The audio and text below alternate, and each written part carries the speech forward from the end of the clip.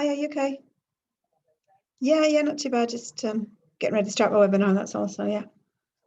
Okay. Thank you. Thanks, darling.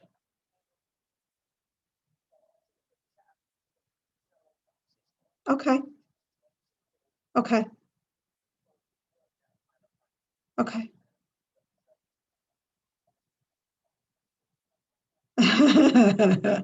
Between the pair of you can chat, can't you? Thank you. All right. Thanks, darling. No worries. I'll ping you a message when I'm finished. I said it'll probably be about 11 o'clock-ish, but we can chat in a bit if that's all right. All right, darling. Thank you. See you in a bit. Love you. Bye, bye, bye.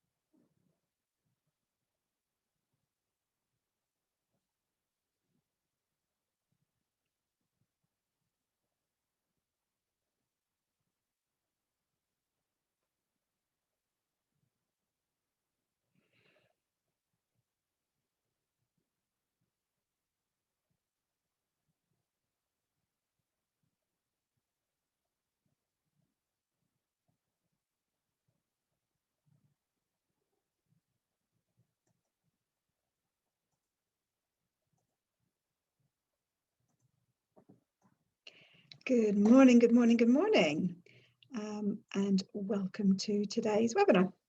So today is very much around some advice and guidance and practical ideas on supporting your remote working team. That's very much around the topic for today. So we're going to be looking at this very strange situation that we have, whereby we have a number of our team members working remotely, working from home, etc.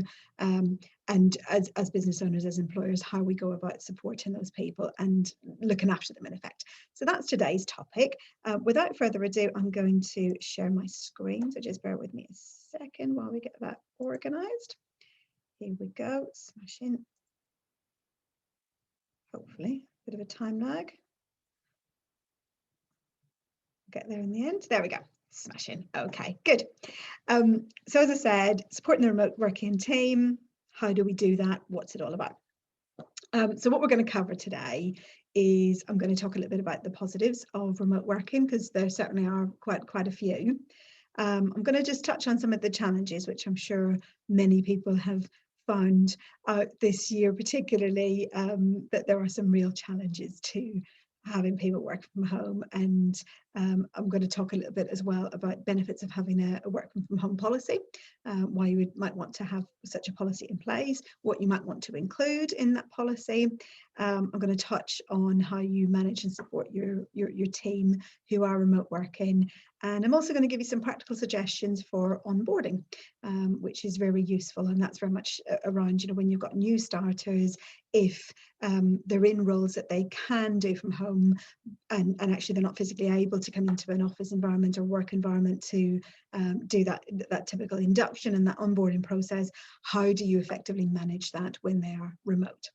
Okay, so as we said, remote working is, according to the Cambridge Dictionary definition anyway, the practice of an employee working at their home or in some other place that isn't the organisation's usual place of business.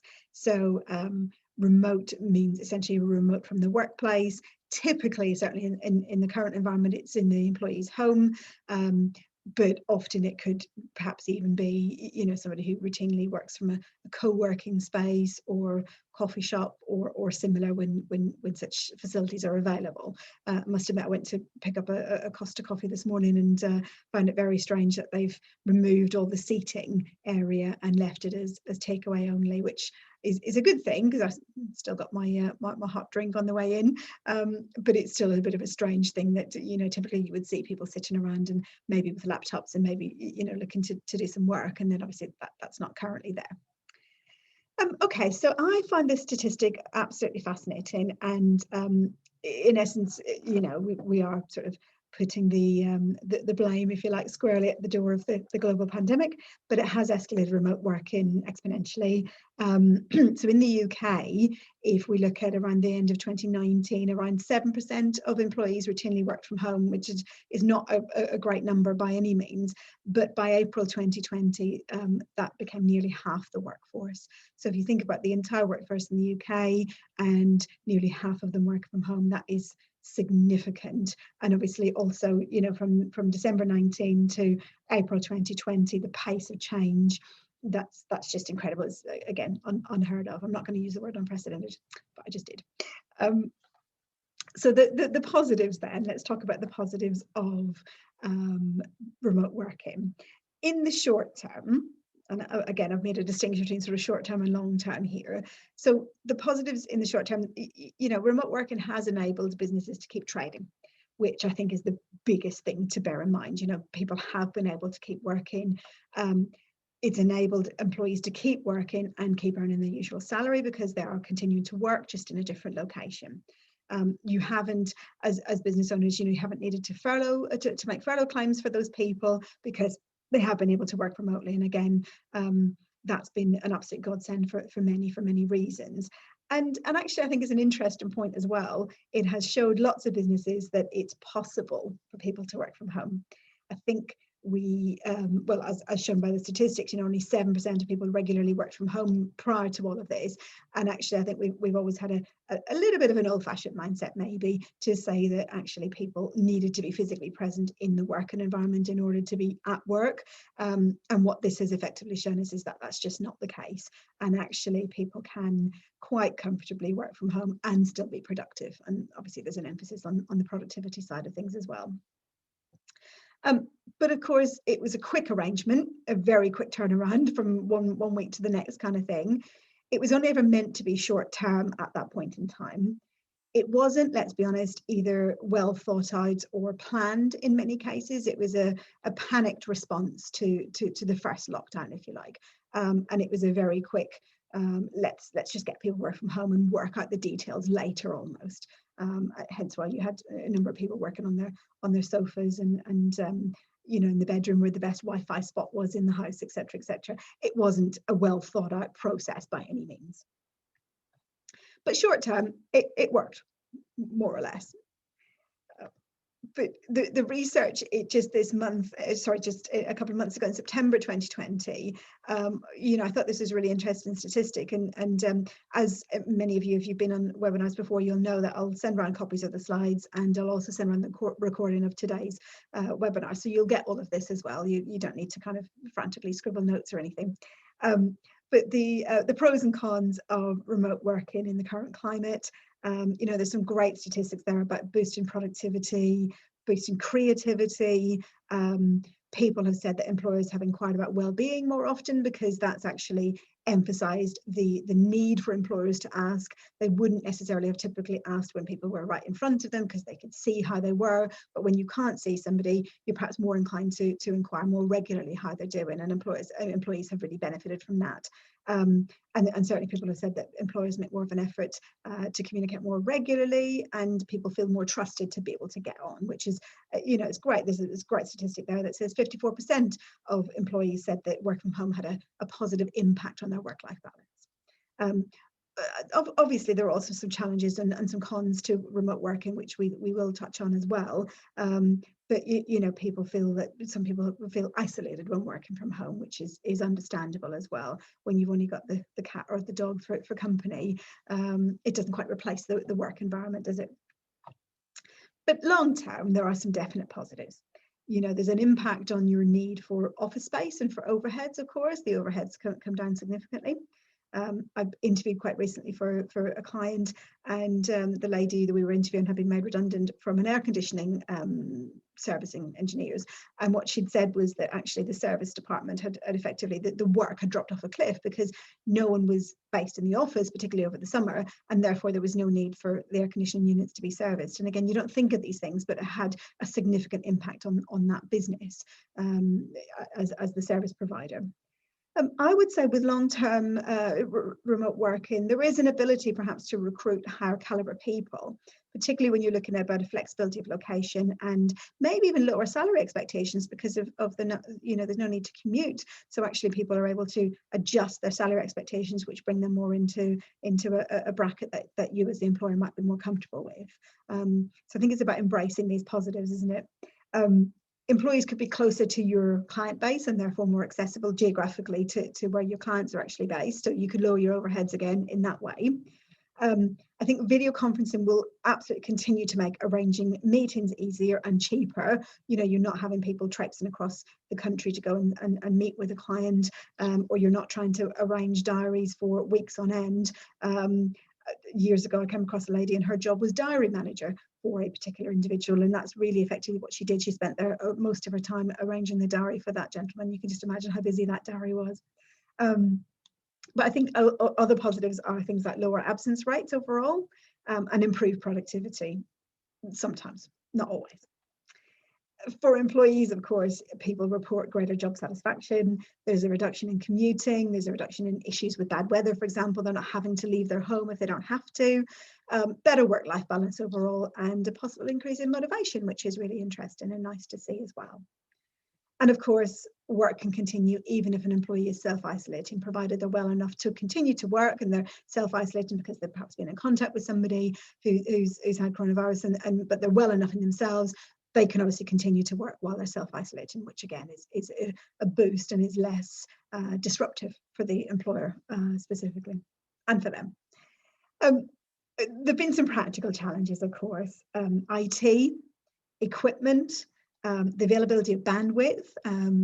Lots of IT companies have said, actually, all the bandwidth in the UK was directed towards the big cities, understandably, and now actually you've got people in really small rural villages, perhaps, trying to compete for the same bandwidth and use, get internet access and be able to do their day-to-day work, and and that's been a significant challenge for many, really, but just simply getting internet access.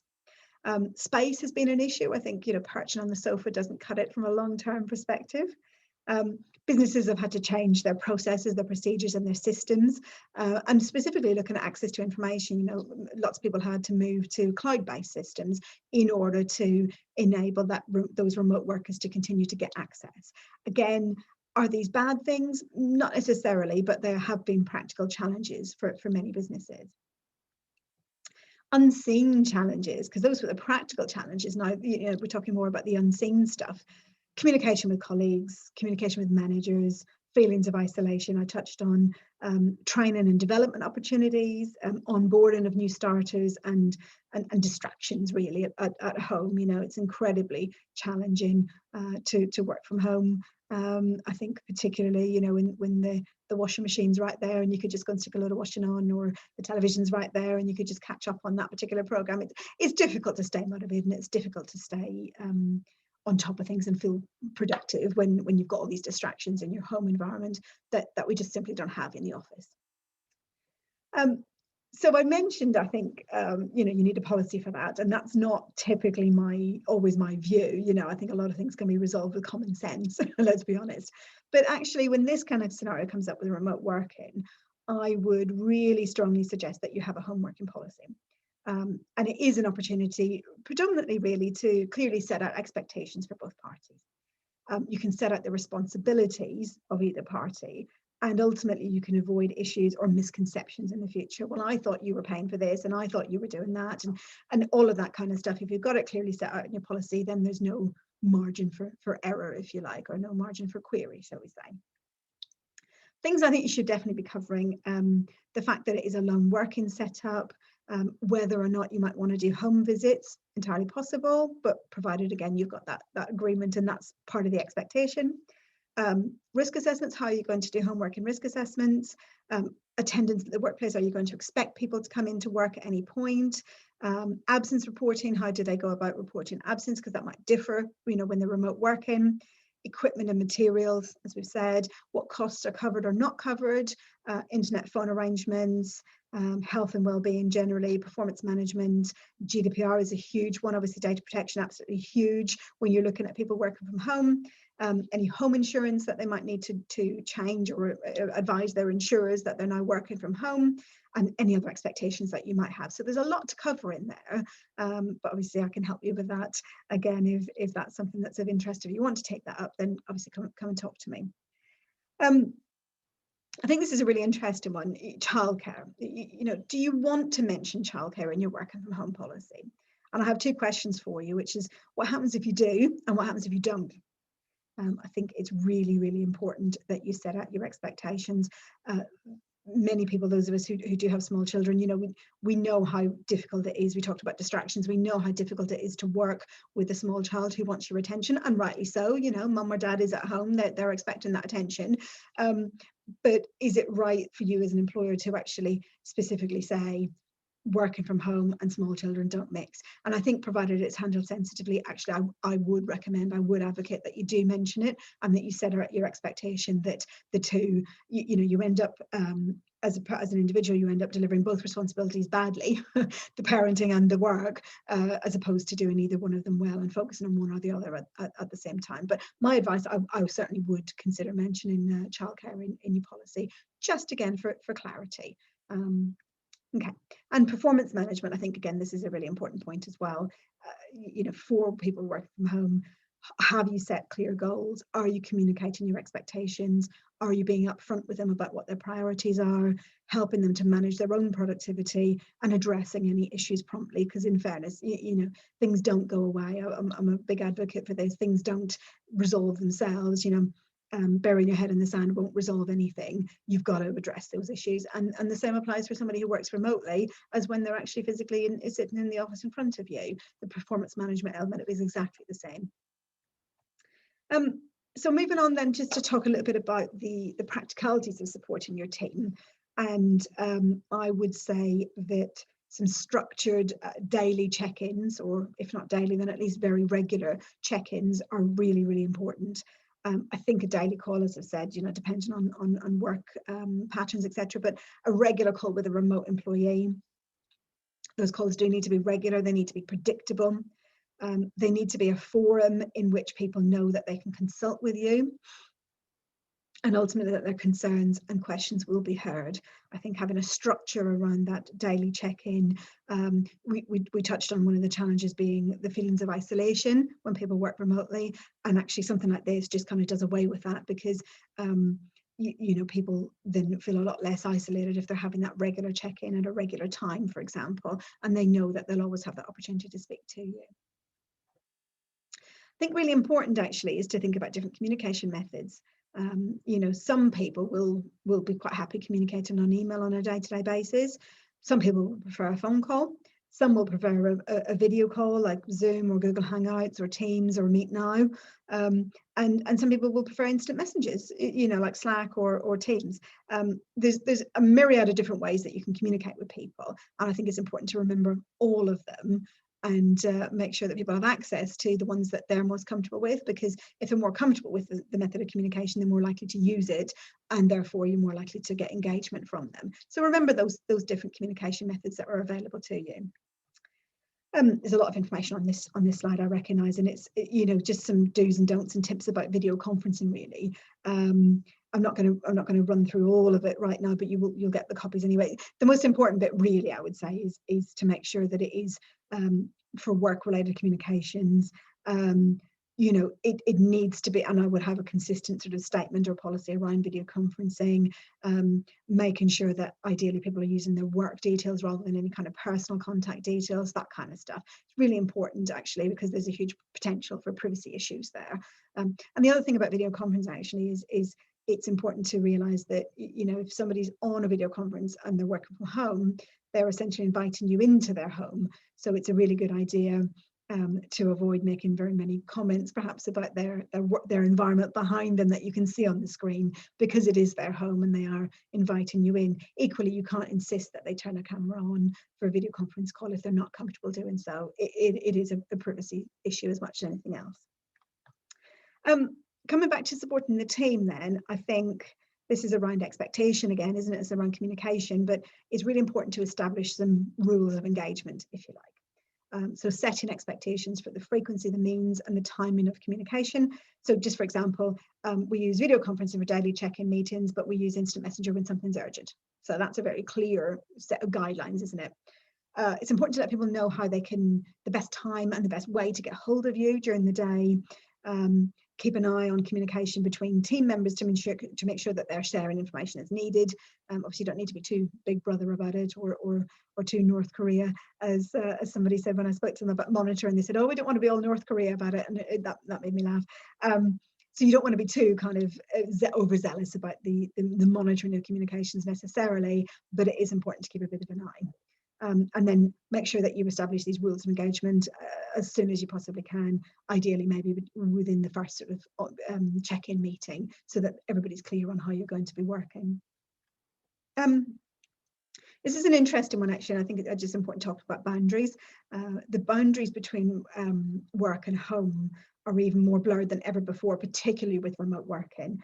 And some people are really comfortable with that integration and can easily switch between work and home activities without any major issues. Other people find that much more difficult, and that the whole blurring of boundaries can have a really negative impact on well-being. And it's really important, I think, as managers and as people and as business owners, that we encourage people to set boundaries between work and home, and explain how that can support effectively their well-being, by making sure that they do work stuff in work time and not outside of work time, and equally that the personal stuff, as best as possible, waits till after work time. So it's having some really clear boundaries between the two, I think, is really useful. This is a bit of a controversial one, because not everyone agrees with it.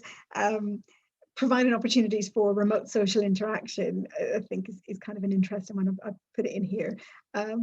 It's useful, I think, at times, to provide ways for people to interact socially. So informal conversations about non-work related stuff while they are working remotely.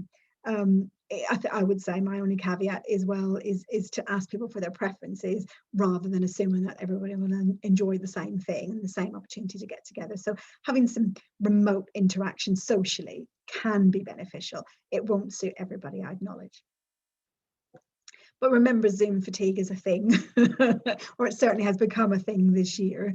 And we have got to be careful also to make sure that we sort of respecting boundaries. If you do something socially with a team, are you going to ask them to be online at 8 o'clock in the evening so that they can do something social? You might find that the take up is a lot less if you were to do a virtual kind of bacon sarnie breakfast, to get together before work time. You might find that people are much more engaged with that, or just at the start of work time, people are more engaged with that than they otherwise would be in their own personal time, because of those boundaries that we talked about. And this is the biggie, really. This is all about sort of offering encouragement and emotional support. So acknowledging stresses, listening to people's concerns and anxieties, asking them how they're doing. It's such a simple question, but just, how are things working out for you? How are you doing? That can elicit really important information that you might not otherwise hear. Some people aren't as forthcoming as others. And actually what you might find is that they simply just won't tell you. But if you ask, you might get a whole different story. So it's a really interesting one. I think it's important, as managers and as business owners, that we remember to ask those questions. And then that we listen carefully to the response, of course, and we maybe, even if necessary, we briefly kind of restate it back to the person so that we've understood correctly, and that we let their stress or concerns be the focus of the conversation. That's a huge amount of encouragement and emotional support that you can provide right there, and really helping to look after their mental health. And then I had a final point really about supporting your team over the months to come. I think that we really need to watch out for signs of burnout. And burnout, people talk about feeling tired, and they talk about that being burnout. I think there's more to it than that. It's a reaction that results from being under prolonged stress.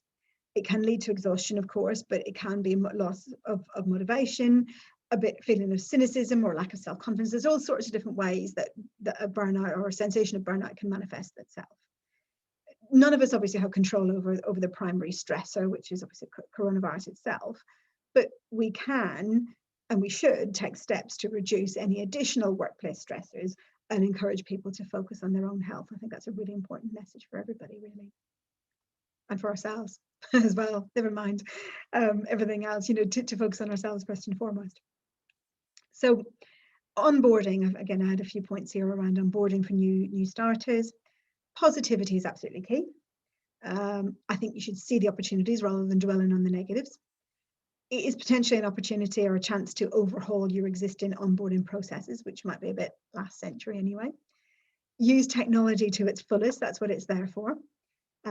Remember, of course, that some employees will be more tech savvy than others. So you might want to, again, whilst you're using technology, not complicate the issue either. But your goal ultimately is to engage people with your business and your culture. So there's a huge opportunity here to overhaul your onboarding processes and make the most of this remote working setup. I would say be open and communicate as much as possible, invite input and feedback from your new starter, and give them opportunities to be heard and to contribute right from the start, from that welcome perspective. One-to-one meetings, not necessarily just with you, but perhaps with other members of your team, that will not only welcome the new starter, but can help to instill company values in a very personal way. Again, you can do those virtual get-togethers. Maybe if you've got a couple of new starters who joined on the same day, it's a good way for them to connect, join a community, if you like, and quickly form those personal relationships. Wellbeing surveys is another option that you can use to gather insight into how new employees are feeling during this time, which is quite unique, and determine any next steps to address pain points, for example. So lots around communication there. Remember the personal touches. And I came across this website not that long ago, actually, and it's newstarterpack.co.uk. And I should be asking for a commission, but I have no connection or affiliation to these guys at all, other than I thought it was a great idea for new starters. And basically, you can. It used to be, you know, if you wanted to do, I don't know, water bottles or pens with your logo on and that kind of stuff, that you had to buy hundreds and hundreds and hundreds, fill up various storage cupboards with all of these things on that you just weren't going to get through anytime soon. So, you know, you were obliged to buy in bulk, basically. What this site does is you can pick the various different items that you want. You can have your company logo, you can have the person's name on them, and you can buy them in literally in sets of one. So you can buy a notebook, you can buy, you know, you can include some sweeties, you can have the water bottle, but you can have the really personal touches in a way that's really helpful. And as I said, it doesn't incur huge amounts of cost, but actually for the individual, if you think about the impact of receiving a nice parcel from the new employer with their details on it, with the company logo, etc., a nice notebook with your name on it, you know, people love stationery for some bizarre reason, and it can make a huge difference for a very little cost from your perspective. And if you think about, you know, we always talk about the golden 6 months, the first 6 months of anybody's employment being the golden period where they'll either really get embedded with your culture or they won't. You know, these things all make a huge difference. And just also finally on sort of onboarding, how can you deliver job training online? Do you need to rewrite your training manuals? What opportunities does this give you? You know, can you use video how-to guides? Can you get other staff involved? There's lots of opportunity here for some online learning that you perhaps otherwise wouldn't have explored in other circumstances. So I think, again, it's about focusing on the positives and really looking at the opportunities that this situation brings. Okay. So that comes to the end of the actual presentation itself. I'm going to take questions in just a sec. I'm going to stop screen sharing, and then if we can use the chat function, if you're happy to do that, if you've got any questions for me, then by all means, please do. Obviously, I can't see it at the moment because I've got the full screen. So I'll check in just a sec if you've been putting comments in there. Thank you. And I'll have a quick look now. So I will take questions in just a second. I just wanted to talk a little bit around my next event, my next masterclass. So you'll know, hopefully from the emails, if you've been receiving my emails, that I've been putting together a program of webinars and masterclasses. The distinction being that the webinars are more like today, where it's quite a general topic of conversation. You know, I'll go through some detail with you, give you some practical hints and tips and ideas, and those are free of charge. The masterclasses are much more in-depth, and they are chargeable. Obviously, I'll send some details around about the specifics, but just again, this is a save the date kind of placeholder. 10th of December at 10 o'clock, I'll be taking an in-depth look at recruiting in 2021. I'll be talking about recruitment trends that you absolutely cannot afford to ignore. I'll be asking you and looking at what your recruitment strategy is, and I'll be talking about how you work with the market and not against it. So there's some really juicy stuff coming up there in the next masterclass. If you want to get signed up, make sure you look out for the link. Okie doke. So I'm just going to stop sharing the screen then. Thank you very much. And then I am going to open the chat, which is completely quiet. Excellent, good. Oh, there we go, question. Hi, Steve, thank you. Do you think a home working policy is needed if the general view so far is that working from home is temporary, lockdown, etc., rather than the new norm?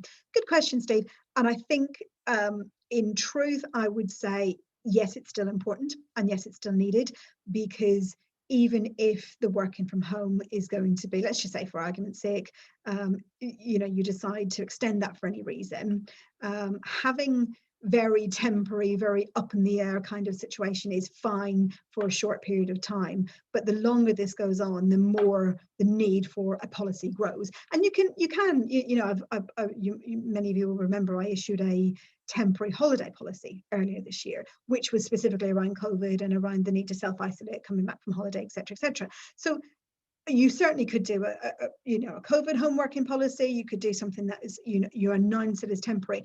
But for me, my advice would always be absolutely have something in writing the minute or as soon as possible you ask somebody to go and work from home. I think you should have some form of expectation set out in writing so everybody's clear on the way forward. It's just going to avoid many issues after, you know, a little bit further down the line, really. Hope that's all right for you. Steve was obviously hoping to get away without having to do the without having to write a policy. Okay, any other questions? Anyone else wants to ask any questions while we're here? Just chat amongst yourselves. I do appreciate that. I make you type quickly when you want to ask questions. So thank you for your patience on that one. Anyone else got anything to inquire or say or add at all? Let's have a look. Okay. No problem. I'll give it a couple more minutes and just see if there are any further questions that anybody wants to ask. Hopefully that's all made sense, what I've been talking about. As I said at the beginning, I will always send out a copy of the slides for you. And as soon as we're finished today and as soon as the recording's been completed, again, you'll get a link to that. I have discovered that Zoom, sending the Zoom link directly just doesn't work for some reason. So actually just me downloading it and sending it separately, it seems to be the way to go. So I'm happy to do that for you.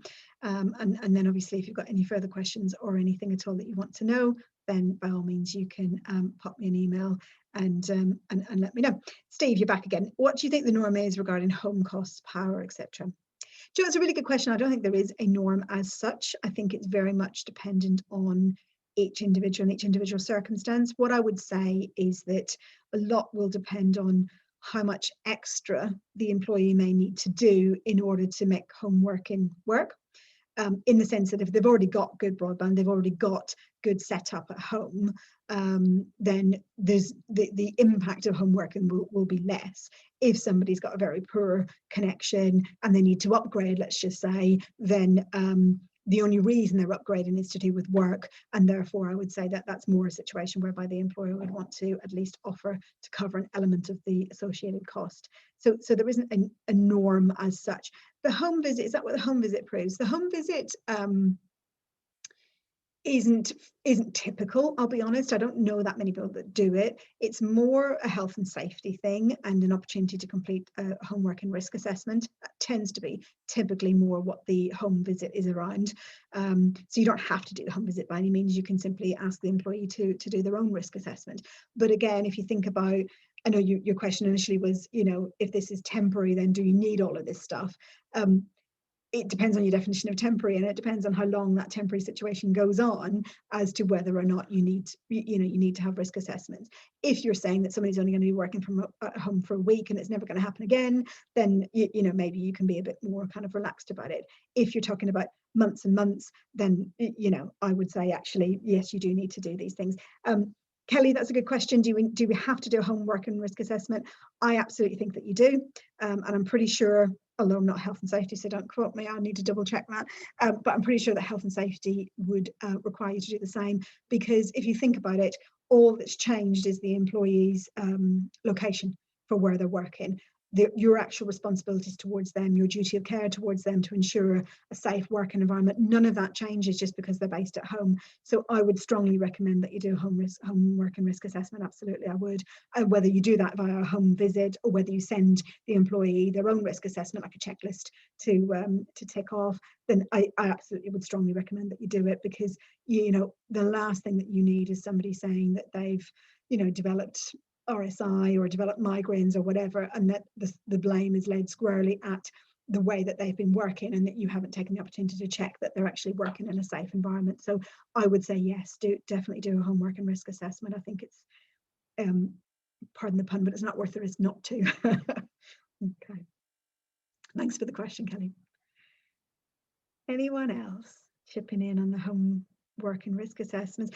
And again, I appreciate these are things that people probably haven't done already, but I would think, especially as this situation continues, and especially as this goes on, I think it's really, really important that we take these kind of proactive measures with people. Angela, thank you. We'd just like to thank you for a very informative session. Thank you very much. You're most welcome. Okay, good. Okay. I think we'll end it there then, unless anyone's got anything further to add to the comments. Again, I'm always accessible. You know where I am. You've got my email details. You've got all my contact details. If there's any further questions that come up or anything that I've said that you're not entirely sure on, then please, by all means, let me know. Okay. Thank you ever so much, everyone. And I will speak to you all again soon. Many thanks. Bye.